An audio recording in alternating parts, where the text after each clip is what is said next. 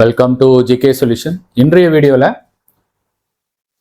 Lithium battery, அதாவது இன்னைக்கு அதிகமாக வெஹிக்கிள் எல்லாம் யூஸ் பண்ணக்கூடிய லித்தியம் பேட்டரி, அதை பற்றி தான் நம்ம பார்க்க போகிறோம். அதில் லித்தியம் பேட்டரியில் நிறைய வகைகள் இருக்குது.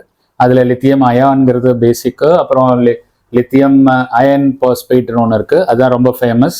இதில் நிறைய அட்வான்டேஜஸ் இருக்கிறதுனால அதிகமாக வெஹிக்கிளில் இதான் யூஸ் பண்ணுறாங்க. லித்தியம் பாலிமர் பேட்டரி இருக்குது, நிக்கல், மேக்னீசியம், கோபால்ட், இது மாதிரி கோபால்ட் பேட்டரி நிறைய இருக்கு, நிறைய வகைகள் இருக்கு. எது இருந்தாலும் அந்த நிக்கல் பேட்டரியில என்ன ப்ராப்ளம்னா, அதிகமாகவும் சார்ஜ் பண்ணக்கூடாது. அதிகமாக சார்ஜ் பண்ணீங்கன்னா அந்த பேட்டரி சூடாகி அது ஃபயர் ஆக ஆரம்பிச்சிடும். அந்த ஃபயரை நீங்க நிறுத்த முடியாது. நீங்க வெளியில இருக்கிற ஃபயர் எக்ஸ்டிங்விஷர் வச்செல்லாம் நிறுத்த முடியாது. அதனாலதான் சில வெஹிக்கிள்லாம் பார்த்தீங்கன்னா தன்னால ஃபயர் ஆயிடுது.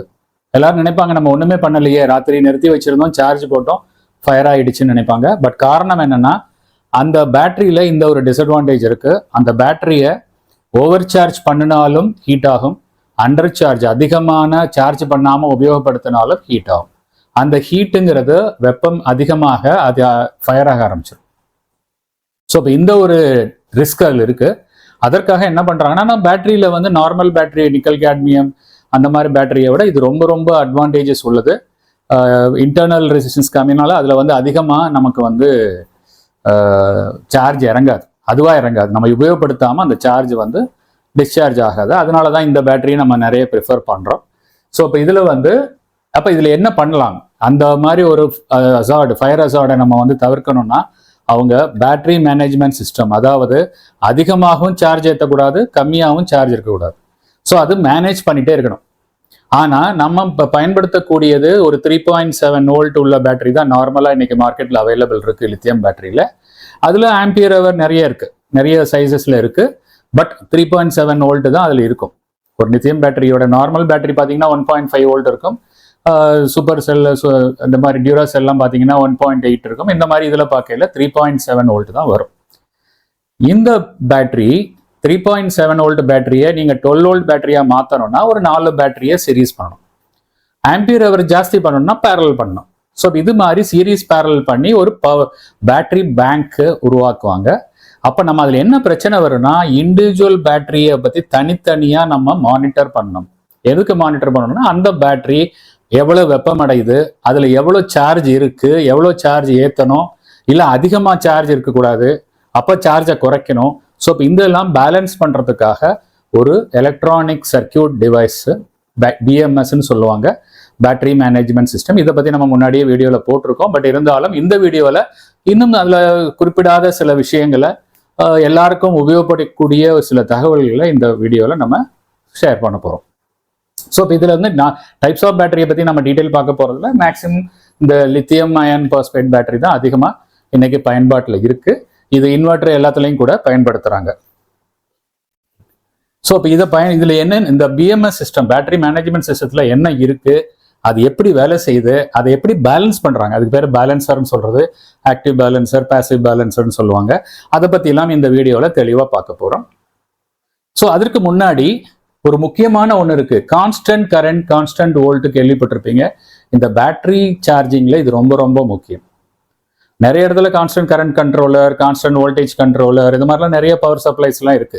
பட் அதெல்லாம் என்ன பர்பஸ்ங்கிறது வேற. பட் இந்த பேட்டரி சார்ஜை பொறுத்தளவுல ரெண்டும் வேணும், கான்ஸ்டன்ட் கரண்ட்டும் வேணும், கான்ஸ்டன்ட் வோல்டேஜும் வேணும். என்ன காரணம்னா, கான்ஸ்டன்ட் கரண்ட்டுங்கிறது ரொம்ப டிஸ்சார்ஜ் ஆயிடுச்சுன்னா வேகமாக ஃபாஸ்ட் சார்ஜ் கொண்டு வரதுக்கு. ஏன்னா ஒரு கார் எடுத்துட்டு போறீங்க, சடனாக சார்ஜ் பண்ணணும்னா எவ்வளோ வேகமாக நீங்கள் சார்ஜ் பண்ணீங்களோ அந்த இடத்த விட்டு நீங்கள் போயிடலாம். நீங்கள் ஒரு சார்ஜ் பண்ணுறதுக்கு 2 மணி நேரம் ஆகும்னா நீங்கள் 2 மணி நேரம் காரை வச்சுட்டு நடுவழியில் நிறுத்திட்டு இருக்க முடியாது. ஸோ அப்போ அதனால இன்னைக்கு வேர்ல்டு மார்க்கெட்டில் எவ்வளோ ஃபாஸ்ட்டாக சார்ஜ் பண்ண முடியுது சேஃப் சைடில், அதை தான் பார்க்குறாங்க. அதற்கு என்ன வழின்னு பார்த்தாங்க. ஸோ ஆரம்பத்தில் ரொம்ப பேட்டரி டவுன் ஆனும்போது கான்ஸ்டன்ட் கரண்ட் மெத்தடில் வேகமாக சார்ஜ் பண்ணுவாங்க. ஒரு 90% சார்ஜ் ஆனதுக்கப்புறம் கான்ஸ்டன்ட் வோல்டேஜ் மெத்தட் மாற்றிட்டு ஸ்லோவாக சார்ஜ் பண்ணி டாப் அப் பண்ணுவாங்க. ஸோ அப்போ நமக்கு ரெண்டுமே வேணும். அப்போ எல்லாருக்கும் டவுட் வரும், அது என்ன கான்ஸ்டன்ட் வோல்டேஜே புரியுது, அது ஒரு வோல்டேஜ் ரெகுலேட்டர், ஒரு குறிப்பிட்ட வோல்டேஜை அந்த சிஸ்டம் மெயின்டைன் பண்ணும். பட் கான்ஸ்டன்ட் கரண்ட் என்னது, அதை எப்படி மெயின்டைன் பண்ணுறாங்க? ஸோ இதை பற்றி நிறைய வீடியோ பண்ணியிருக்கோம். பட் இருந்தாலும் இந்த பேட்டரி சார்ஜரில் எப்படி இருக்கு, அது எப்படி எளிதாக நம்ம அதை பயன்படுத்திக்கிறாங்கிறத பார்க்கலாம். இப்போ அதற்கு முன்னாடி கரண்ட் வோல்ட்டை பத்தி பல வீடியோக்கள் நம்ம பண்ணியிருக்கிறோம். ரெண்டுமே எலக்ட்ரான்ஸ் தாங்க, ரெண்டுமே எலக்ட்ரான் சார்ஜஸ் தான். கரண்ட்டுங்கிறது வேற, வோல்ட்டுங்கிறது வேற கிடையாது. அதோட யூனிட்ஸ் தான் கரண்ட் வோல்ட்டு நம்ம சொல்றோம், புரியுதுங்களா? ஆனா அது உள்ள போய் ஏற போறது பேட்டரிங்கிறது ஒரு டேங்க் மாதிரிங்க. இது ஒரு வெசல் மாதிரி. இது டேங்க்ல இருந்து நம்ம வெசலுக்கு எலக்ட்ரான்ஸை டிரான்ஸ்ஃபர் பண்ண போறோம், ஒரு திரவத்தை போல. அப்ப இந்த திரவத்தை இங்க ஃபில்அப் பண்ணணும், அதான் நம்ம ஐடியா. இப்ப நீங்க ஒரு பானை, ஒரு பேஸ்கெட் எடுக்கிறீங்க, வாட்டர் பாட்டில் எடுக்கிறீங்க, ஃபில்அப் பண்ணும்போது என்ன பண்றீங்க? ஸ்டார்டிங்ல வந்து அந்த டேப்பை வந்து ஃபுல்லா திறந்துருவீங்க. எப்படி திறப்போம்? இது ஒரு கிளாஸ்னு வச்சுங்க, ஒரு உங்களோட குடிக்கிற ஒரு மக்கு, இது வந்து வாட்டர் கேன், ஒரு ஆர்ஓ ஃபில்டர். இப்ப நீங்க இதை வந்து நீங்க ஃபர்ஸ்ட் இதுல தண்ணி பிடிக்கணும். தண்ணி பிடிக்கணும் என்ன பண்ணீங்க? வாட்டர் பாட்டில் வச்சுக்கோமே, இது தண்ணி பிடிக்கணும் என்ன செய்வீங்க? தண்ணியை ஃபுல்லா திறந்து விட்டுருவீங்க. இந்த வால்வை வந்து ஃபுல்லா ஓப்பன் பண்ணுவீங்க. ஃபுல்லா ஓப்பன் பண்ண என்ன ஆகும்? இதுல இருக்கக்கூடிய பைப்பு என்ன அளவோ அந்த அளவுக்கு முழு வேகத்துல நிறைய தண்ணி உள்ள ஃபில்லாக ஆரம்பிக்கும். புரியுதுங்களா? ஃபில்லாய் வந்து ஒரு 90% வரை நம்ம பண்றோம். இதற்கு பேரு கான்ஸ்டன்ட் கரண்ட். ஏன்னா கரண்ட்ங்கிறது நம்பர் ஆஃப் எலக்ட்ரான்ஸ் தான் இன்டைரக்டா கரண்ட்னு சொல்றாங்க. டைரக்டா இல்லைங்க, இன்டைரக்டா கம்பேர் பண்ணிக்கலாம். நீங்க எளிதா புரிஞ்சுக்கணும்னா நம்பர் ஆஃப் எலக்ட்ரான்ஸை கரண்ட்னு வச்சுங்க, வேகம், அந்த எலக்ட்ரானோட வேகத்தை வந்து வோல்டேஜ்னு வச்சுங்க. ரொம்ப எளிதாக நம்ம எலக்ட்ரிக்கலை அண்டர்ஸ்டாண்ட் பண்ணிக்கலாம், ட்ரபிள் ஷூட்டும் பண்ணலாம். அதுதான் என்னோட வீடியோஸ்ல எல்லாம் என்னோட நேயர்களுக்கு நான் சொல்றது அதான். புரியுதுங்களா? வேகத்தை வந்து வோல்டேஜுங்கிறோம், எண்ணிக்கையை வந்து கரண்ட்னு சொல்றோம். இப்போ நம்ம எண்ணிக்கையை கூட்டி கொடுத்தோம் இல்லையா? கூட்டி கான்ஸ்டன்டா கரண்ட் வழியாக இதை முக்கால் திட்டத்துக்கு ஃபில்அப் பண்ணிட்டோம். இதை வேகமாகவே ஃபில்அப் பண்ண என்ன ஆயிரும்? ஓவர் சார்ஜ் ஆகி ஹீட் ஆயிடும். அப்ப இதுக்கு மேல நம்ம என்ன செய்யக்கூடாது? கரண்ட்டை இனிமே அதிகப்படுத்தக்கூடாது. அப்ப கரண்ட்டை கம்மி பண்ணிட்டு வேகத்தை அதிகப்படுத்திக்கணும். சரிங்களா? அப்ப வேகத்தை அதிகப்படுத்தி நிலப்படுத்திடணும். என்ன வேகம் உங்களுக்கு வேணுமோ நிலப்படுத்திடணும். ஆரம்பத்தில் என்ன ஆகும்னா கொஞ்சம் கொஞ்சமா அந்த வேகம் அதிகமாயிட்டு இருந்திருக்கும். இந்த இடம் வரும்போது மேக்ஸிமம் வேகம் வந்திருக்கும். இனிமேல் வேகத்தை கண்ட்ரோல் பண்ணிக்க, கரண்ட்டை குறைச்சிடும். கரண்ட்டை குறைச்சிக்கிட்டே வாங்க, குறைக்கணும் அவசியம் இல்லை. போக போக போக போக கரண்ட்டை குறைச்சிக்கிட்டே வாங்க, வேகத்தை மட்டும் ஸ்டெடியா வச்சுக்கணும். புரியுதுங்களா? ஸோ இப்போ அதுதான் நம்ம பண்ண போறோம். இதை கான்ஸ்டன்ட் கரண்ட்னு சொல்றோம். புரியுதுங்களா? அதிகமான எலக்ட்ரான்ஸை நம்ம மெயின்டைன் பண்ணி முக்கால் திட்டத்துக்கு கான்ஸ்டன்ட் கரண்ட்ல சார்ஜ் பண்ணிட்டோம். நமக்கு ஒரு குறிப்பிட்ட அளவுக்கு இந்த வோல்டேஜ் எவ்வளவு அளவுன்னு பார்த்து இந்த அளவுக்கு வந்துருச்சுனோடனே நம்ம சுவிட்ச் ஓவர் ஆகணும் கான்ஸ்டன்ட் கரண்ட்ல இருந்து கான்ஸ்டன்ட் வோல்டேஜ். பாருங்க, த்ராட்டில் பண்றோம். த்ராட்டில் பண்ண உடனே இதுல விழக்கூடிய அந்த எலக்ட்ரானோட அந்த அளவும் குறைஞ்சிருச்சு. புரியுதுங்களா? ஆனா வோல்டேஜ் மெயின்டைன் ஆயிட்டு இருக்கும், அதாவது வேகம் மெயின்டைன் ஆயிட்டு இருக்கும். அதனால இது மெதுவாக 100% சார்ஜ் ஏறிடுச்சு. சார்ஜ் ஏறின உடனே நம்ம இந்த வால்வ் ஃபுல்லா க்ளோஸ் ஆயிடுச்சு. கொஞ்சம் கொஞ்சமா க்ளோஸ் ஆயிட்டே வரும். ஃபுல்லா சார்ஜ் ஏறும்போது முழுசா க்ளோஸ் ஆயிடும். ஸோ இதுதான் வந்து கான்ஸ்டன்ட் கரண்ட், கான்ஸ்டன்ட் வோல்ட் மெத்தடில் ஒரு பேட்டரியை சார்ஜ் பண்ணக்கூடிய பிரின்சிபிள், அடிப்படை தத்துவம் இதான். இதே மாதிரி தான் கரண்ட்டை நம்ம வந்து சார்ஜ் பண்ண போறோம். அப்ப இந்த வால்வ் வந்து பார்க்கல ஒரு தண்ணி திரவ நிலைக்கு ஓகே. இதை எப்படி நம்ம வந்து பிராக்டிகலா எலக்ட்ரானிக்ஸ்ல எப்படி இதை வந்து நிறைவேற்றுறது, எப்படி சர்க்கியூட் அமைஞ்சிருக்குங்கிறத பார்க்கலாம். புரியுதுங்களா? இப்போ ஃபர்ஸ்ட் கான்ஸ்டன்ட் வோல்ட் எப்படி இருக்குன்னு பார்க்கலாம். கான்ஸ்டன்ட் வோல்ட்டுக்கு ரொம்ப ஃபேமஸ் ஐசி LM317. இதை பத்தி நம்ம பவர் சப்ளை, பெஞ்ச் பவர் சப்ளைலாம் கூட பண்ணியிருக்கோம். இது இந்த ஐசி மூலியமாக ரொம்ப எளிதாக நம்ம வந்து ரெகுலேட் பண்ண முடியும். ஒரு குறிப்பிட்ட வோல்டேஜ், உங்களுக்கு என்ன வோல்டேஜ் வேணுமோ அந்த வோல்டேஜை நீங்க டிசைன் பண்ணிக்கலாம், நீங்களே டிசைன் பண்ணிக்கலாம். இது ரொம்ப ரொம்ப எளிது. இதுல இன்னு அவுட்டு 2 பின் இருக்குங்க. இது ஒரு டிரான்சிஸ்டர் மாதிரி தான் இருக்கும். அதுல வந்து இன்னு அவுட்டை நீங்க எடுத்துக்கணும். இன்னுல வந்து நீங்க என்ன வோல்டேஜ் வேணா கொடுக்கலாம், ஒரு 8 இருந்து 30 வோல்ட் வரை கொடுக்கலாம். அவுட் உங்களுக்கு என்ன வோல்ட் வேணும் அதை டிசைட் பண்ணிக்கங்க. இந்த வோல்ட்டுக்கு ஃபார்முலா இதான். அப்போ உங்களுக்கு என்ன வோல்ட் வேணுமோ அந்த வோல்ட்ல இருந்து இந்த கால்குலேஷன் போடுங்க, உங்களுக்கு ஆர் அட்ஜஸ்ட்மெண்ட் வேல்யூ கிடைக்கும். அவ்வளவுதாங்க. இதை போட்டாச்சுன்னா உங்களுக்கு வேண்டிய வோல்டேஜ் கிடைச்சிடும். ரொம்ப ரொம்ப எளிது. இதுல ஜீனோ டயோடு கிடையாது, எதுவும் கிடையாது. இந்த ரெசிஸ்டன்ஸ் எல்லாம் நீங்க பாத்துங்க. இது வந்து 240K இருக்கு, இது வந்து 240 ஓம்ஸ் போட்டிருக்கோம். 240 ஓம்ஸ் இங்கே போட்டாச்சு. ஆர் அட்ஜஸ்ட்மெண்ட் இந்த ரெசிஸ்டன்ஸை கால்குலேட் பண்றது இதை வச்சு கால்குலேட் பண்ணிக்க. இப்போ நான் வச்சிருக்கிற என்ன பண்ணிருக்கேன்னா, இங்க 240 ஓம்ஸ் போட்டிருக்கேன், இங்க 2.4K போட்டிருக்கேன். ஸோ இப்போ என்ன வோல்டேஜ் அவுட்புட் வருங்கிறதுக்கு ஒரு எக்ஸாம்பிளுக்கு நான் இங்க வந்து ஒரு ஃபார்முலா போட்டு டிரைவ் பண்ணிருக்கேன். ஸோ இது வந்து ஜென்ரல் ஃபார்முலா. நீங்க டேட்டா ஷீட், இதோட டேட்டா ஷீட் எடுத்தீங்கன்னா கூட அதுல கூட இருக்கும். ஸோ அதை பத்தி நம்ம டீடைல் போக வேண்டாம். இதை பத்தி வீடியோ நம்ம பண்ணியிருக்கோம், அதுல நீங்க பாத்துங்க. இதுல மெயினா நீங்க தெரிஞ்சுக்க வேண்டியது என்னன்னா, இந்த V ரெஃபரன்ஸ் வோல்டேஜ் 1.25 வர்ற அளவுக்கு இந்த இன்புட் அவுட்புட் வோல்டேஜ் அட்ஜஸ்ட் பண்ணிட்டே இருக்கும். அதுதான் மெயின். இந்த வோல்டேஜ் வந்து 1.2 இருந்துச்சுன்னா இந்த வோல்டேஜ் அதிகப்படுத்திட்டே போகும். 1.25 அடைஞ்சிருச்சுன்னா அந்த வோல்டேஜை ஸ்டடி பண்ணிடும். அதுக்கு தகுந்த மாதிரி இதை வந்து ஒரு வோல்டேஜ் டிவைடர் மாதிரி 2 ரெசிஸ்டன்ஸை வந்து பிளஸுக்கு மைனஸுக்கு நடுவில் கொடுத்துருக்காங்க. வோல்டேஜ் டிவைடர் பற்றி நம்ம வந்து வீடியோஸ் பண்ணியிருக்கோம். இந்த வோல்டேஜ் டிவைடர் மூலியமாக இங்க உங்களுக்கு தேவையான 1.25 வோல்ட்டை டிசைன் பண்ணுங்க. டிசைன் பண்ணிட்டு அந்த ரெசிஸ்டன்ஸ் ரெண்டையும் நீங்க கரெக்டாக போட்டிங்கன்னா உங்களுக்கு வேண்டிய வோல்டேஜ் கிடைச்சிடும். இப்போ நமக்கு எத்தனை வோல்டேஜ் வேணும்? 13.75 வோல்டேஜ் வேணும், 14 வோல்டேஜ் வேணும், 12 வோல்ட், அதாவது 4 லித்தியம் அயான சீரீஸ் பண்ணி அதை சார்ஜ் பண்ணுவதற்கு. நார்மலாக 12 வோல்ட் 24 வோல்ட் தான் வண்டிகள் எல்லாம் இருக்கும். ஸோ 12 வோல்ட் பேட்டரி சார்ஜ் பண்ணுவதற்கு ஒரு 14 வோல்ட் உங்களுக்கு தேவை. 12 வோல்ட்டுக்கு 12 வோல்ட்டே கொடுக்கக்கூடாதுங்க, கொஞ்சம் கூட கொடுக்கும், அப்போ தான் சார்ஜ் ஏறும். புரியுங்களா? ஸோ இதுதான் இந்த ஃபார்முலா எப்படி கால்குலேட் பண்ணுறது. 317 இதுதான். இதை பற்றி வீடியோ இன்னும் டீட்டெயிலாக வேணும்னா என்னோட சேனலில் பாருங்கள், நான் இதை பற்றி சொல்லியிருக்கேன். ஸோ இது வந்து கான்ஸ்டன்ட் வோல்ட். அப்போ இதை கொடுத்தாச்சு. இப்போ உங்களுக்கு வேண்டிய வோல்ட் கிடச்சிருச்சு. இப்போ உங்களுக்கு வேண்டிய கரண்ட் வேணும். இதே ஐசி இன்னொரு ஐசி யூஸ் பண்ணி எப்படி கரண்ட்டை வந்து ஸ்டெபிலைஸ் பண்ணலான்னு பாருங்க. சேம் ஐசி தான், 2 ஐசி. முதல் ஐசி எதுக்கு யூஸ் பண்ணோம்? கான்ஸ்டன்ட் வோல்ட்டுக்கு, வோல்டேஜை ரெகுலேட் பண்ணுது. அதே ஐசியை சின்ன மாறுதல் சீரீஸ்ல ஒரு ரெசிஸ்டன்ஸை போட்டு இந்த மாதிரி ஒரு ஃபீட்பேக் கொடுத்துட்டோம். இதுலையும் அந்த இந்த ரெசிஸ்டன்ஸுக்கு அக்ராஸ் 2 ஓம்ஸ் ரெசிஸ்டன்ஸ், இது கொஞ்சம் வாட்டேஜ் அதிகமாக போடணுங்க, ஏன்னா இது வழியாக தான் ஃபுல் கரண்ட்டும் போகுது.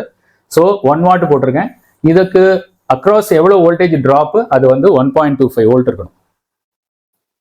அதுக்கு தகுந்த மாதிரி இங்கே கரண்ட் அனுப்பிச்சிட்டே இருக்கும். அப்போ எவ்வளோ கரண்ட் நீங்கள் மேக்ஸிமம் அனுப்பலாம் டிசைட் பண்ணுங்க. நான் இந்த சர்க்கியூட்ல 600 மில்லி ஆம்ஸ் சார்ஜரோட கரண்ட் அனுப்பிச்சிருக்கோம். Maximum current 600 milliamps. So நம்ம 2ஐயும் சீரீஸ் பண்ணிட்டோம்னா முதல்ல வோல்டேஜ் ரெகுலேட் பண்ணுங்க, அதுக்கப்புறம் இந்த சர்க்கியூட்டை சீரீஸ்ல போடுங்க. 2 சீரீஸ்ல இருக்கும்போது வோல்டேஜும் ரெகுலேட் ஆகிடும், கரண்ட்டும் ரெகுலேட் ஆகிடும். புரியுதுங்களா? ஸோ அதுல தான் நமக்கு கான்ஸ்டன்ட் வோல்ட், கான்ஸ்டன்ட் கரண்ட், சிசிவின்னு சொல்லுவாங்க, அந்த சார்ஜர் கிடைச்சிரும். ஓகேங்க. இப்போ அடுத்து என்ன பண்ண போறோம்னு பாருங்க. இப்போ இது வந்து ஜஸ்ட் கான்ஸ்டன்ட் கரண்ட், கான்ஸ்டன்ட் வோல்ட்டுக்காக தான் நான் எக்ஸ்பிளைன் பண்ணேன். இப்போ பேட்டரியில வந்து எப்படி வந்து பேட்டரியை பேலன்ஸ் பண்றாங்க. எல்லா பேட்டரியும் ஈக்குவலா சார்ஜ் இருக்கணும். ஒரு பேட்டரி கூட இருந்தாலும் அல்ல ஒரு பேட்டரி கம்மியா இருந்தாலும் சார்ஜிங் சர்க்கியூட் ஸ்டாப் ஆயிடும். புரியுதுங்களா? இப்போ ஒரு பேட்டரி, இப்போ 4 பேட்டரி இருக்கு ஃபார் எக்ஸாம்பிள், நான் இப்போ காமிக்கிறேன் பாருங்க. ஒரு சார்ஜர் எப்படி இருக்குன்னு ஃபர்ஸ்ட் பார்த்துடலாம், அப்புறம் 4 பேட்டரிக்கு எப்படி கனெக்ட் பண்றாங்க, எப்படி பேலன்ஸ் பண்றாங்கன்னு பார்க்கலாம். ஒரு பேட்டரியை சார்ஜ் பண்றது சொல்றேன். இந்த சார்ஜர்ல வந்து பேலன்சரும் இருக்கு, இதுக்கு தேவையில்லை, பட் இருந்தாலும் இதுக்கு பேலன்சரும் இருக்கு. பேலன்சர்னா என்னன்னா ஓவர் சார்ஜ் ஆனதை கம்மி பண்ணுவது எப்படி? ஓவர் சார்ஜ் ஆனதை கம்மி பண்ணணும், கம்மியா சார்ஜ் ஆனதை சார்ஜ் ஏற்றணும், உங்க பிஎம்எஸ் ஸ்டாப் ஆகாம. அதுதான் வந்து பேலன்சர். அதுல இது வந்து பேசிவ் பேலன்சர்னு சொல்லுவாங்க. பேசிவ் பேலன்சர் என்னன்னா, நீங்க இந்த சிஸ்டத்திலேயே அரேஞ்ச் பண்ணியிருப்பாங்க. இதுல இருக்கக்கூடிய எக்ஸ்ட்ரா எனர்ஜி, இப்போ ஒரு பேட்டரி வந்து 3.7க்கு பதிலாக 4 வோல்ட் சார்ஜ் ஏறிடுச்சு, அதை டிஸ்சார்ஜ் பண்ணணும்னா அந்த டிஸ்சார்ஜை வந்து ஹீட்டா வேஸ்ட் பண்ணிடுவாங்க, எமிட் பண்ணிடுவாங்க, ஹீட்டா வெப்பமாக அதை வந்து எரிச்சிடுவாங்க, வெப்பமாக்கிடுவாங்க. அந்த மாதிரி வெப்பமாக்கி அந்த வோல்டேஜை கம்மி பண்ணுவதற்கு பேரு பேசிவ்னு சொல்றாங்க. ஆக்டிவ்ங்கிறது என்னன்னா, இந்த சார்ஜை வேஸ்ட் பண்ணாம சார்ஜ் இப்போ 4 வோல்ட் இருக்கிற பேட்டரியில இருந்து சார்ஜை எடுத்துக்கிட்டு 3 வோல்ட் இருக்க பேட்டரிக்கு கொடுத்து அதை அப்படியே அங்கே டிரான்ஸ்ஃபர் ஆகி கொடுத்து வாங்கிக்கும். அது ஆக்டிவ் சார்ஜர், ஆக்டிவ் பேலன்சர். அது எப்படிங்கிறதையும் பார்க்கலாம். ஸோ இப்போ இதில் வந்து ஃபர்ஸ்ட் வந்து பேசிவ் பேலன்சர் எப்படி இருக்குன்னு பார்க்கலாம். சேம் டைம் ஒரு பிஎம்எஸ் எப்படி வேலை செய்யுதுங்கிறத பார்க்கலாம். ஸோ முதல்ல இந்த இதில் வந்து நம்ம constant current, constant voltage regulator காமிக்கலன்னா ஒன்லி சார்ஜரை அது எப்படி வந்து பேசிவ் பேலன்சராக வேலை செய்யுதுங்கிறத பார்க்க போகிறோம். இதில் பார்த்தீங்கன்னா பேட்டரியை கனெக்ட் பண்ணியாச்சு, வோல்டேஜ் இங்கே கொடுத்துட்டோம். இப்போ இது 3.7 வோல்ட்னா ஒரு 4 வோல்ட் இங்கே கொடுத்தாச்சு, இங்கே வந்து 4 வோல்ட் டிசி கொடுத்தாச்சு. இப்போ என்ன ஆகுது, இந்த பேட்டரி சார்ஜ் ஏறிட்டே இருக்கு. இந்த பேட்டரி வந்து சப்போஸ் 3.5 வோல்ட் இருந்தா நீங்க கொடுத்த வோல்டேஜும் 3.5 வோல்ட்டா மாறிடும். நீங்க 4 கொடுத்தா கூட பேட்டரி இல்லாம பார்க்கும்போது 4 இருக்கும். நீங்க பேட்டரியோட கனெக்ட் பண்ணிட்டீங்கன்னா பேட்டரி என்ன வோல்டேஜோ அந்த வோல்டேஜ் தான் இந்த சப்ளையும் மாறிடும். ஓகே, இப்போ நம்ம வந்து 3.7, இப்போ நான் 3 வோல்ட் இருக்கு. அப்போ நீங்க கொடுத்தீங்கன்னா கூட இங்க என்ன வரும், 3 வோல்ட் தான் வரும். ஓகே, 3 வோல்ட் வரும்போது என்ன ஆகும், இங்கே வந்து இது வந்து ஒரு பிஎன்பி டிரான்சிஸ்டர். இந்த டிரான்சிஸ்டருக்கு ஒரு புல் அப் பண்ணி ஒரு ரெசிஸ்டன்ஸ் போட்டிருக்காங்க, எப்பொழுதுமே ஆஃப்ல இருக்கிறதுக்காக புல் அப் ரெசிஸ்டன்ஸ். ஸோ இது வந்து போட்டிருக்காங்க. இங்க ஒரு வோல்டேஜ் டிவைடர் பண்ணியிருக்காங்க பாருங்க. வோல்டேஜ் டிவைடரை ஃபிக்ஸடா பண்ணல, ஒரு ரெசிஸ்டன்ஸ் போட்டு வேரியபிளா பண்ணியிருக்காங்க. உங்களுக்கு 3.7 வோல்ட் அட்ஜஸ்ட் பண்ணி வைக்கணும், அதற்காக வச்சிருக்காங்க. ஸோ இப்போ நீங்க எத்தனை வோல்ட் வேணுமோ அட்ஜஸ்ட் பண்ணிக்கலாம். இங்கே இந்த வோல்டேஜை வந்து நீங்க ரெகுலேட் பண்றதுக்காக வச்சிருக்காங்க. இப்போ என்ன ஆகும், இது 3 வோல்ட்டுங்கும் போது இங்க வந்து நமக்கு வோல்டேஜ் வந்து எவ்வளவு வரணும், இது இந்த ஐசி TL431ங்கிறது ப்ரோக்ராமபிள் ஜீனர் டயோட். ப்ரோக்ராமபிள், இதை பத்தியும் வீடியோ பண்ணியிருக்கோம் நம்ம. ப்ரோக்ராமபிள் ஜீனர், புரியுதுங்களா? ப்ரோக்ராமபிள் ஜீனர், அதாவது ஜீனர் வோல்ட்னா அவங்க என்ன மாதிரி பர்பஸ்னு உங்களுக்கு தெரியும். அது ஒரு வோல்டேஜ் வந்து ஸ்டடி பண்றதுக்காக. பட் இங்க வந்து சேம் ஜீனரை வந்து நீங்க ஃபிக்ஸ் பண்ண முடியாது. 2 volt Zener, 5 volt Zener fix பண்ண வேண்டாம். இதுல இருந்து என்ன செய்யறோம்னா, இந்த ரெண்டுக்கு நடுவில் இருக்கக்கூடிய வோல்டேஜை வந்து ரெகுலேட் பண்ணுவது. அதுக்கு ஒரு 2.5 வோல்ட் வரணும். அந்த 2.5 வோல்ட்டுக்கு வந்துருச்சுன்னா இது ஜீனராக வேலை செய்யும். அது கம்மியா வந்துச்சுன்னா இது வேலை செய்யாது. இது சும்மா டம்மி டயோடா இருக்கும். அதனால இதுக்கு பேரு ப்ரோக்ராமபிள் ஜீனர் டயோட்னு சொல்லுவாங்க. இதுல வந்து நம்ம என்ன செய்யறோம்னா, இந்த வோல்டேஜ் டிவைடர்ல வரக்கூடியதை ஒரு 2.5 வோல்ட், அது கூட அதோட ஆக்டிவேஷன் வோல்ட், புரியுதுங்களா? சோ இப்போ இந்த ஆக்டிவேஷன் வோல்ட் வந்து இதுக்கு மேல போகும்போது இது என்ன ஆயிடும்? ஷார்ட் ஆயிடும். இது வந்து ப்ரோக்ராமபிள் ஜீனர். இதை பத்தி நம்ம வீடியோ பண்ணியிருக்கோம். நீங்க அதுல வந்து நீங்க பாருங்க அது எப்படி ரெகுலேட்டர்ஸ்ல பண்ண. எல்லா பவர் சப்ளை SMPSல இது இல்லாம இருக்காது, இந்த ஐசி இல்லாம இருக்காது. சரிங்க, இப்போ நம்ம என்ன செய்யறோம்னா, இங்க இருக்கிற வோல்டேஜ் டிவைடர் மூலியமாக நம்ம கொடுக்கக்கூடிய அந்த 3 வோல்ட்டை டிவைட் பண்ணி கொடுக்குறோம். இது 1.525 இருக்கிற வரை ஒன்றும் செய்யாது. இந்த செக்ஷன் எதுவுமே வேலை செய்யாது. இது மட்டும் சார்ஜ் ஏறிட்டே இருக்கும். இது சார்ஜ் ஏறி 4 வோல்ட் போயிடுச்சு. ஏன்னா இது வந்து சார்ஜ் 3.7 தாண்டிடுச்சு. அப்போ என்ன ஆகும்னா, இந்த வோல்டேஜ் வந்து 2.5 இதை வந்து ரிலீஸ் பண்ணிடும். வோல்டேஜ் டிவைடர் நெட்வொர்க்ல இருந்து 2.5 வந்து இந்த ஜீனர் டயோட மைனஸோட சேர்த்துரும். இதை மைனஸோட சேர்த்த உடனே இந்த சர்க்கியூட் வந்து கிராஸ் ஆயிடும். கிராஸ் ஆனா என்ன ஆகும்? இது ஓவர் சார்ஜ் ஆயிருக்கு, அதனாலதான் கிராஸ் ஆயிருக்கு. ஓவர் சார்ஜ் ஆன உடனே 2.5 மேல போயிடும். இந்த ஜீனர் டயோடு ஷார்ட் ஆயிடும். ஷார்ட் ஆன உடனே இந்த டிரான்சிஸ்டர் கண்டக்ட் ஆகும். கண்டக்ட் ஆன உடனே இங்க இருக்கக்கூடிய அதிகமான கரண்ட் வோல்டேஜ் இது வழியா கிராஸ் ஆகி இங்க 4 டயோடு, பவர்ஃபுல் டயோடு 4 டயோடு கொடுத்துருக்காங்க. பிளஸுக்கும் மைனஸுக்கும் நடுவுல, கலெக்டருக்கும் மைனஸ் வோல்ட்டுக்கு நடுவில் கொடுத்துருக்காங்க. அப்ப என்ன ஆகும்? இது வழியா வந்த கரண்ட் இது வழியா வந்து இந்த எல்இடியும் ஆன் பண்ணிடும்.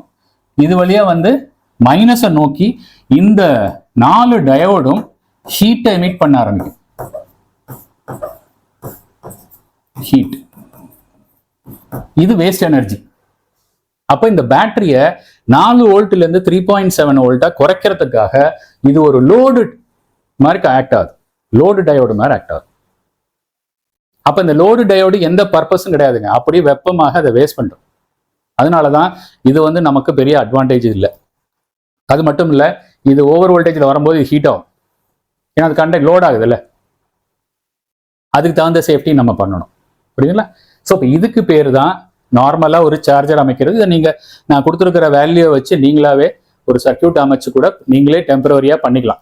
BMS பண்ணணும்னு நினைச்சீங்கன்னா பண்ணிக்கலாம். இது ஒரு பேட்டரி கொடுத்துருக்கிறேன். இப்போ நம்ம 4 பேட்டரிக்கு நான் எப்படி பார்க்கறதுங்கிற காமிக்கிறேன். இதே சர்க்கியூட்டை ஒரு 3 பேட்டரிக்கு எப்படி கனெக்ட் பண்றது அப்படிங்கிறத பார்க்கலாம்.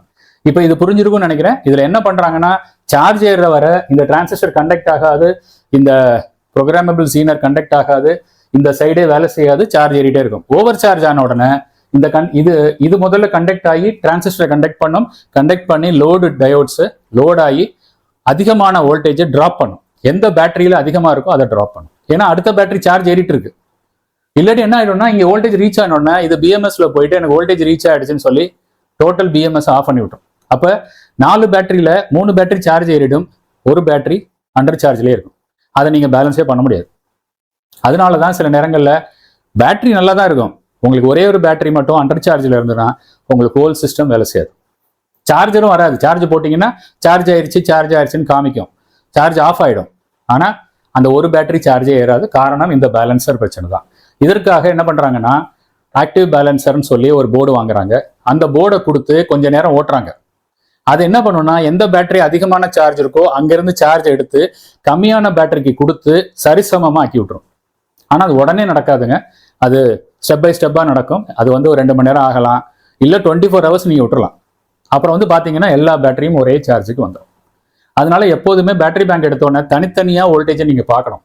எல்லா வோல்டேஜும் சேமா இருக்கா, சமமா இருக்கா.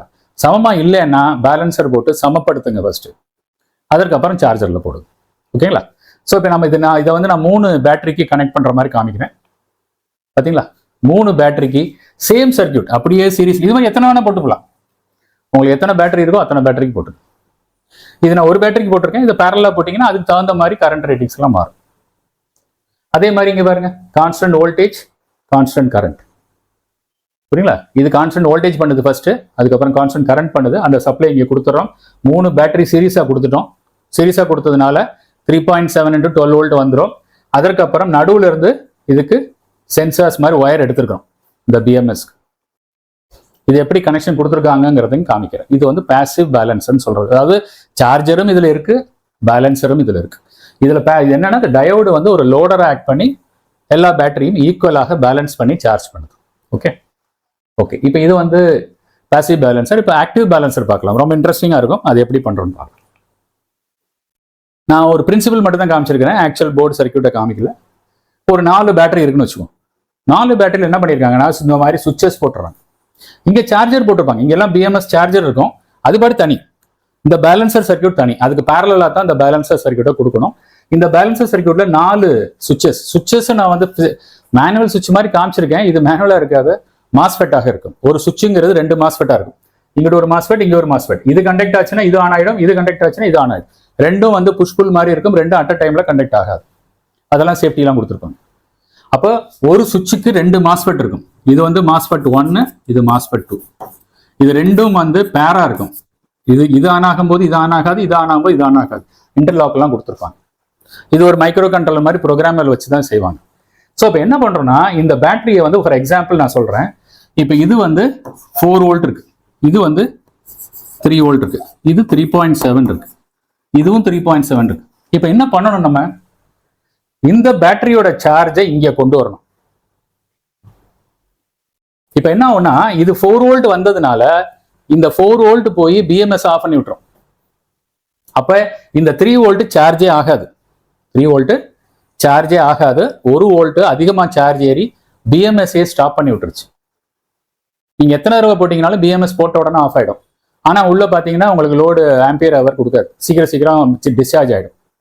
அதுதான் காரணம். ரொம்ப நேரம் நிக்க மாட்டேங்குது, 8 மணி நேரம் ஓட மாட்டேங்குது, இத்தனை கிலோமீட்டர் ஓட மாட்டேங்குது சொல்றாங்கன்னா, இந்த மாதிரி பேட்டரி வந்து அன்பேலன்ஸ்ட் ஆகிறதுனால தான் காரணம். ஸோ அப்போ இந்த பேலன்ஸ் எப்படி பண்றது? எல்லா வோல்ட்டையும் வோல்டேஜ் செக் பண்ணீங்கன்னா தெரிஞ்சிடும் உங்களுக்கு.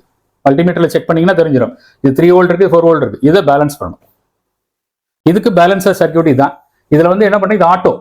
இது பூரா நான் வந்து சுவிட்ச் மாதிரி போட்டிருக்கேன் உங்களுக்கு புரியறதுக்காக. அது ஆட்டோல நடக்கும். இப்போ என்ன பண்றோம்னா, இதுல இருக்க சார்ஜஸை நம்ம ஏதாவது ஒரு கெப்பாசிட்டர்ல சார்ஜ் பண்ணணும். அது மட்டும் இல்ல, இங்க இருக்கிற சார்ஜரை டைரக்டா இங்க கொண்டு வர முடியாது. இங்க இருந்து ஃபர்ஸ்ட் இதுக்கு சார்ஜ் பண்ணணும், அப்புறம் இதுல இருந்து இதுக்கு சார்ஜ் பண்ணணும். புரியுதுங்களா? இங்க இருந்து டைரக்டா இங்க கொண்டு வர முடியாது. அப்ப என்ன பண்றோம், இப்ப இதை வந்து நான் சார்ஜ் பண்ணணும். இந்த கெப்பாசிட்டர்ல சார்ஜ் பண்ண என்ன பண்ணுவேன், இதை வந்து இந்த மாதிரி போடுவேன், இதை வந்து இந்த மாதிரி போடுவேன். அப்ப என்ன ஆகும், இந்த கரண்ட் இப்படி போகும், இந்த பக்கம் இருக்கிற கரண்ட் இப்படி போய் இது சார்ஜ் ஏறும், இந்த கெப்பாசிட்டர் சார்ஜ் ஏறும். புரியுங்களா? சார்ஜ் ஏறினதுக்கு அப்புறம் அது கொஞ்ச நேரம், இது டைமிங் எல்லாமே மைக்ரோ கண்ட்ரோலர் வேலை செய்யும். இது சார்ஜ் ஏறின உடனே இந்த சுவிட்ச் என்ன ஆகும்னா, இது வந்து இந்த பக்கம் ஆன் ஆயிடும், இந்த பக்கம் மாறிடும்.